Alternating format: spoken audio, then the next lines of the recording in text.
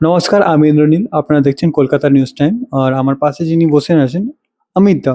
তো first of all, উনি কে সবাই জানে, বাট দাদা নিজে ইন্ট্রোডিউস দিয়ে দিচ্ছে। তা ফার্স্ট অফ অল, দাদা কেমন আছো? ভালো আছি। তুমি ভালো আছো? খুব ভালো। তো দাদা ফার্স্ট, এখন এত সুন্দর সামনে ভোট, খালি ভোটের কথা আমি বলবো না আজকে। আহ, তোমার একটু ইন্ট্রোডিউস দাও, যারা তোমাকে চেনে, যারা চিনছে না জানছে না, ব্যাপারটা ওদের হচ্ছে জন্য। আমি সবসময় মানুষের পাশে থাকি, হুম। সমাজের জন্য কাজ করি এবং মানব সেবায় সেবাই আমাদের আদর্শ এবং পরম ধর্ম করে আমরা সেবার মাধ্যমে মানুষের পাশে থাকাই, এটাই আমরা সংকল্পভাবে সবসময় আমি থাকি এবং সকলকে নিয়ে সবসময় আমি একসাথে হয়ে থাকি। যার জন্য আমি যে কোনো কাজে আমরা বলি আমাদের ভাইরা এরা একতাই আমাদের শক্তি। এইভাবেই আমরা সমাজে এগিয়ে চলি। আচ্ছা দাদা, রিসেন্টলি যদি আমি কথা বলি, একটা এখন সবাই জানে ভাতা, কলকাতায় এখন বাচ্চারা মানে ভাতা। তো এটা নিয়ে কি বলো, যে দিদি এখন রিসেন্টলি ভাতা নিয়ে সব জায়গায়, এটা নিয়ে আমি জানতে চাইবো মেন প্রথমে। হচ্ছে পশ্চিমবাংলায় ভাতা বলতে দেখবেন ভাতার বিনিময়ে ক্ষমতা, ক্ষমতার ইজুগাল টু মমতা। হুম। মানে ভাতা দিয়ে যে ক্ষমতায় থাকা যায় সেটা মমতা ব্যানার্জি ছাড়া কেউ জানে না। হুম। উনি এই বাংলাকে পথ দেখালো যে ভাতা দিয়ে কিভাবে ক্ষমতায় থাকা যায়। চাকরি নেই, সমাজে শিল্প নেই, অথচ ভাতা দিয়ে মানুষের মুখ বন্ধ করা হয়েছে। আজকে সত্যি কথা বলতে কি, যদি আমরা ভাবছি যদি ব্রিটিশরা এই পদ্ধতি অবলম্বন করতো তাহলে ২০০ বছর কেন ২০০০ বছরেও ওরা যেত না। একদম একদম। কেননা এই ভাতা দিয়েই ওরা রেখে দিত যে বাঙালি ভাতাতেই সন্তুষ্ট। কিন্তু একটা কথা চিন্তা করুন, সবথেকে বড় কথা, যে ধরুন কারুর মা-বাবা, তার বাবা ব্যাংক থেকে লোন নিয়েছে তার সন্তানকে পড়াশোনা করাবে। পড়াশোনা করিয়ে তাকে বড় করবে। জানে তার আশা একটা যে তার ছেলেটা চাকরি পাবে। কিন্তু পরে গিয়ে দেখা যাচ্ছে এই রাজ্যে চাকরি নেই, কর্মসংস্থান বলে কিচ্ছু নেই, শুধু ভাতা। এবার তার হাতে যদি ১৫০০ টাকাটা এই ভাতা হিসাবে উঠে যায়, তাহলে বলুন তো তার বাবা কি করে লোনটা শোধ করবে? আর তার পরবর্তী কেরিয়ার কি হবে? এই ভাতাই কি সব? এটা বলা যায়? বলুন তো এই সরকার কি চলছে? ভাতার সরকার? এর মধ্যে আমি আরেকটা কোশ্চেন, খাই ভাতার কথা বলছি না, এখন সবাই লক্ষ্মীর ভান্ডার নিয়েও একটা জিনিস, যেটা এখন দেখলাম অনেক পার্টির লোক আছে, টিএমসি, যারা খুব প্রমোশন অ্যান্ড অল করাচ্ছেন। কিছুদিন আগে সায়নী ঘোষ বললেন কি, যারা দিদিরা টাকা পাচ্ছে, ওদের বর মানে বৌদিদের থেকে ১০০ টাকা চাইছে পেট্রোল জন্য। তো এটা নিয়ে কি বলবে? ব্যাপারটা হচ্ছে উনি নিজে মুখেই সরকার যে চালাতে পারছে না সেটা নিজে মুখেই প্রকাশ করে দিচ্ছে। কেন দেখুন, যে লক্ষ্মীর ভান্ডার মায়েদের দিচ্ছে, কি হুম। দিচ্ছে? আমাদেরই ট্যাক্সের টাকা একদম। মায়েদের হাতে দিচ্ছে, দিয়ে দাদাদের কর্মসংস্থান নেই। তাই দাদাদের ওই টাকা থেকেই মা আমাদের যারা মাতৃশক্তি তারা তাদের মানে হাসব্যান্ডদের দিচ্ছে। দিয়ে তাদের বলছে পেট্রোল ভরতে। উনি অজান্তেই হোক আর উনি মানে যেভাবেই হোক বলে ফেললেন যে সরকার যে খোবলা, মানে ভেতরে কিছু নেই সরকারের, সেটা উনি লোকের সামনে তুলে ধরলেন। তার জন্য বরঞ্চ সায়নী ঘোষকে আমি ধন্যবাদ জানাবো যে সমাজের মানুষকে সঠিক দিশাটা দেখানোর জন্য। এরপরেও যদি বাংলার মানুষ না বোঝে, আর সায়নী ঘোষ কি করেছিল সেটা নিয়ে আর এতে আমি যেতে যাব না, কেননা ওরকম একজন মহিলা যে সনাতন ধর্মকে কিভাবে অপমান করেছিল, যে শিবের মাথায় কি পরিয়ে পোস্ট করেছিল, ওই জন্য তার সম্বন্ধে আমি মনে হয় নিজের মুখ নষ্ট করব না। তো দাদা আরেকটা কথা বলো, আমরা সবাই জানি কলকাতায় কিছু বছর আগে একটা কেস হয়েছিল, আরজিকর কেসটা সবাই জানে। ওর পরে কাঞ্চন মল্লিকা অনেক একটা স্টেটমেন্ট বলেছিলেন, এই যে সবাই লক্ষ্মী ভান্ডার পাচ্ছে, কাদের জন্য পাচ্ছ? দিদির জন্য না? তো ওর পরে অনেকজন কমেন্ট করেছিল, বাট ওর পরে আজকে ভোট, সামনে ভোট, কোনো রেসপন্স নেই। এত অবধি উত্তরপাড়াও আমরা গেছিলাম, তখন বলো কেউ তো আসে না এখানে, এমনি উত্তর। বাট এটা নিয়ে কি বলবে?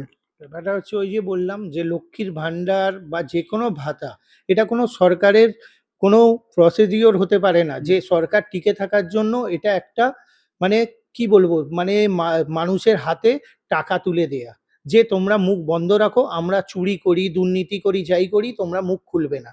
বলুন তো মায়েদের হাতে লক্ষ্মীর ভান্ডার দিচ্ছে, আমাদেরই ট্যাক্সের টাকা। আজকে বাজার দরের কি অবস্থা? হুম। তার থেকে বড় কথা হচ্ছে আপনি এরা কয়লা, গরু, আপনার বালি কি খাচ্ছে না? মানে তৃণমূল খায় না এরম কোনো জিনিস নেই। যেখানে যাবেন সেখানে কাটমানি। তাই বলি তৃণমূল দলটা একটা ক্যান্সারে পরিণত হয়েছে সমাজের বুকে। তাই এই ক্যান্সারটাকে যত তাড়াতাড়ি মানে মানুষ এটা থেকে নিস্তার পাবে, মানুষের জীবন তত তাড়াতাড়ি বাঁচবে এটুকু বলতে পারি। কেননা সমাজে এরা ক্যান্সার তৈরি করে দিয়েছে। এরা সুপ্রিম কোর্ট মানে না, হাইকোর্ট মানে না, এরা প্রশাসন মানে না। এখানে যেটা চলছে শাসকের আইন চলছে।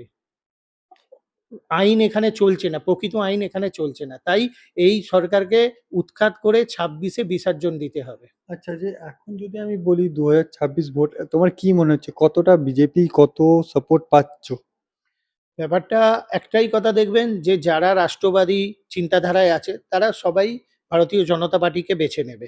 আর কিছু আছে প্রাইভেট লিমিটেড কোম্পানি যেটা টিএমসির মানে যাদের রুজি রোজগার মানে তারা জানে যে তৃণমূল কংগ্রেস যদি ক্ষমতা থেকে চলে যায় তাহলে তাদের দোকানপাট আমরা যেটা বলি মানে তাদের সংসার চালানো মুশকিল হবে।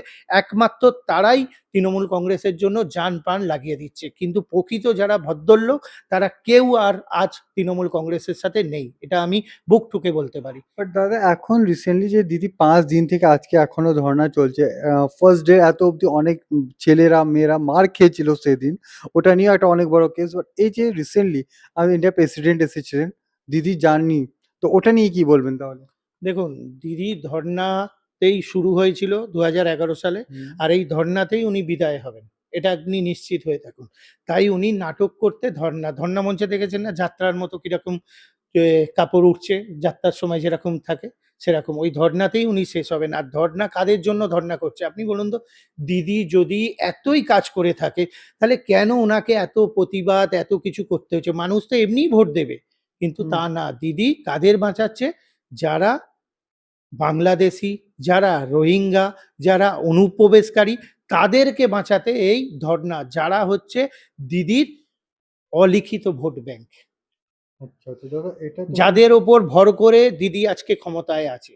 এই অবৈধ ভোটারদের জন্য দিদি আজ গলা ফাটাচ্ছেন। আচ্ছা দাদা, এটা তো হলো দিদির দিক থেকে। এবার বলো তোমাদের আপকামিং যে সামনে ভোট, কি প্ল্যান আসতে চলেছে? তোমরা কি করবে?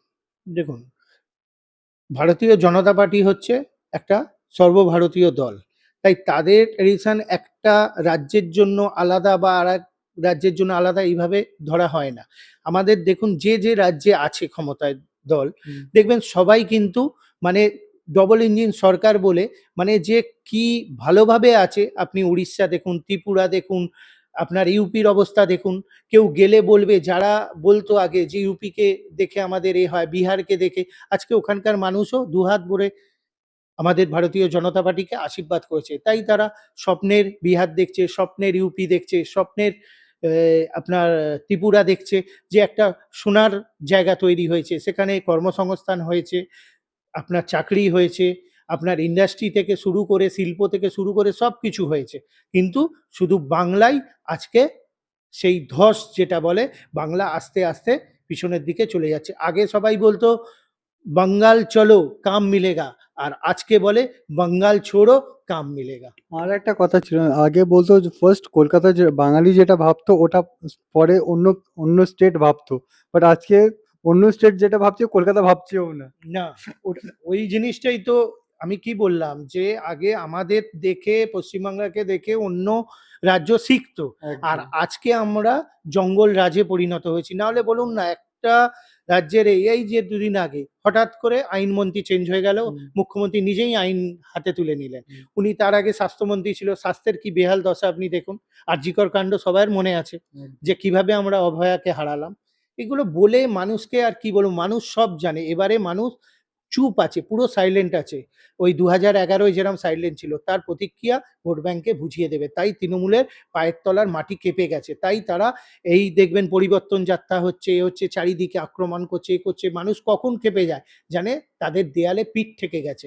তাই তারা আর ক্ষমতায় ফিরতে পারবে না। তাই জন্য আক্রমণ করছে। কিন্তু ২৬ এর নির্বাচনে মানুষ গণতন্ত্রের মাধ্যমে ওদের যোগ্য জবাব দেবে। তো তোমার কি মনে হচ্ছে এইবার বাংলাতে কত ভোটে বিজয় হবে? বাংলাতে আমরা ভারতীয় জনতা পার্টি এখানে সরকার গড়বে এটা আপনি নিশ্চিত থাকুন। আর তৃণমূল ৫০ এর ওপর সিট পাবে না এটা আপনাকে আমি জোর গলায় বলতে পারি। দরকার পড়ে আমার কথাটা রেকর্ডিং করে রাখতে পারেন। দাদা, এবার যদি জেতে কি চেঞ্জ হতে চলেছে কলকাতায় তাহলে বাঙালির সবথেকে জন্য? বড় কথা যেটা মোদিজির স্বপ্ন যে সোনার বাংলা তৈরি করা। যেটা আগে আমরা গানের মাধ্যমে বলতো, "ও আমার সোনার বাংলা আমি তোমায় ভালোবাসি।" আজকে সেই সোনার বাংলা ফিরিয়ে দেবে আমাদের নরেন্দ্র মোদীজি। এটা আমাদের বিশ্বাস। আর উনি যেটা বলেন সেটা করে দেখান। আজকে বলুন তো ভারত আত্মনির্ভর ভারতের পথে এগিয়েছে। এখানে আমরা আয়ুষ্মান ভারত চালু করতে পারছি না মানুষকে পরিষেবা দেওয়ার জন্য, সেসব চালু হবে।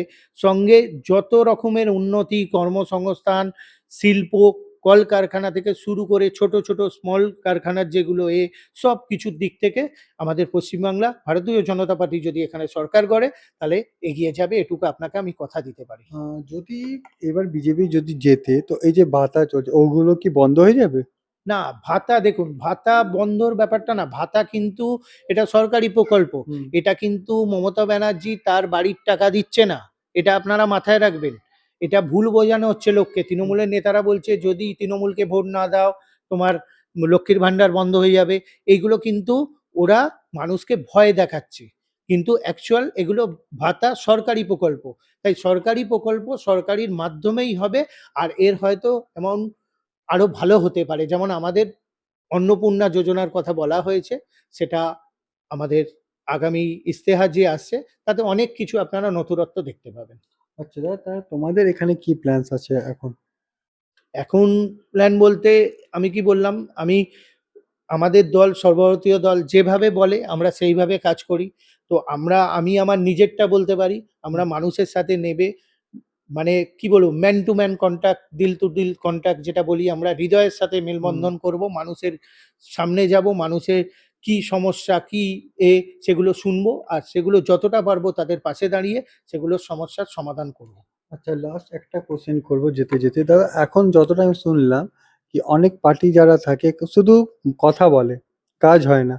আর যতটা আশেপাশে লোকের সাথে যখন কথা হচ্ছে তখন শুনলাম এখানের জবের থেকে বিজেপি কিছু কিছু জায়গায় যারা আছে ওখানে বলে লোক এসে কথা বলে কমন অ্যাজ এ কমন পার্সনের সাথে, তো এটা নিয়ে কি বলবে?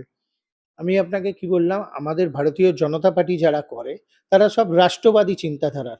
আমরা ভারত মাতাকে মা হিসাবে দেখি, মায়েদের মা হিসাবে দেখি।